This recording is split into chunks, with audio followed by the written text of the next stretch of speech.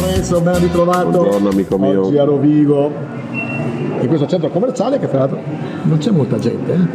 Beh, è una giornata anche, poi mattina presto. Mica tanto così mezzogiorno. Quasi, ma tu sai che le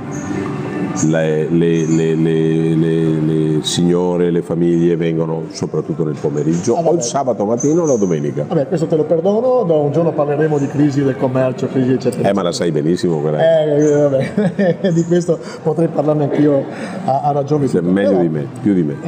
Tante cose questa settimana, specialmente qua in provincia di Rovigo, processo Coimpo. Ieri c'è stata l'udienza, qualcuno ha detto, anzi il pubblico ministero ha detto che con 600 euro bastava per mettere un segnalatore di fumi inquinanti pericolosi, avremmo risparmiato la vita a queste 4 persone che purtroppo sono morte. Coimpo, come la vedi? È un grande dispiacere perché sono morte 4 persone.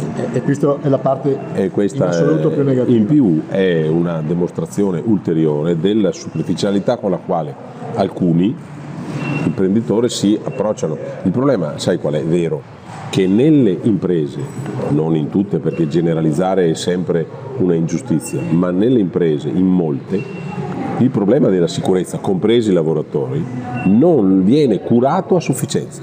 Noi abbiamo quasi 1000 morti l'anno in Italia sul lavoro, è una strage negli pagnali paesi d'Europa. Una cifra di questo genere farebbe sollevare le perplessità di tutti gli istituti. Bisogna, evidentemente lì, nonostante la formazione, nonostante la cosa, hanno preso tutto sotto gamba, non avevano i sensori, non si rendevano conto che ragionavano, che lavoravano con strumentazioni chimiche che determinavano reazioni tali per cui poi è successo quello che è successo. È un grande dispiacere. Però al di là purtroppo dell'episodio luttuoso, lo strascico è che la terra è inquinata. Si riuscirà secondo te a bonificarla?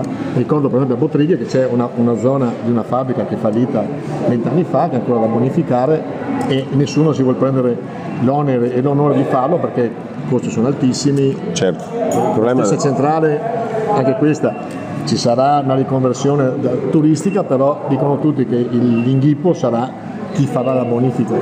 Ma è chiaro che chi farà la bonifica la deve fare chi ha comprato il territorio e l'azienda, a meno che di un accordo con l'Enel, che auspichiamo tutti, perché l'Enel dovrebbe partecipare alla bonifica dell'azienda che lei ha creato, dovrebbe essere una precondizione. Sul problema dei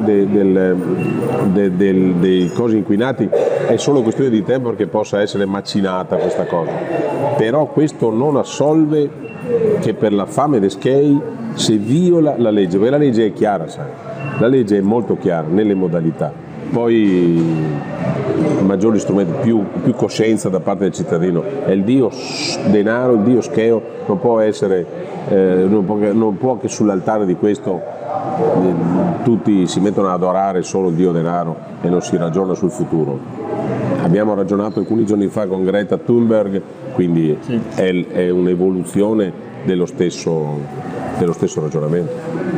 Per te c'è questo abbandonare il dio denaro a favore di? No, no, certo, no, non volevo dire, ma sai, come dicevano i latini, est modus in rebus, cioè c'è un modo in tutte le cose, e quindi adesso ne dico un'altra veneta, è Eusebio Ingordo che crepa il grosso, quindi ci vuole ragionevolezza. La seconda perché la prima nota. La seconda è più terra a terra, per cui il nostro modalità è questa. Innanzitutto che i responsabili paghino, che si riesca a disinquinare il terreno, che non succeda più, e questo qua qualche perplessità. Sì. Però gli organi di formazione possono tenere alta la coscienza, secondo me.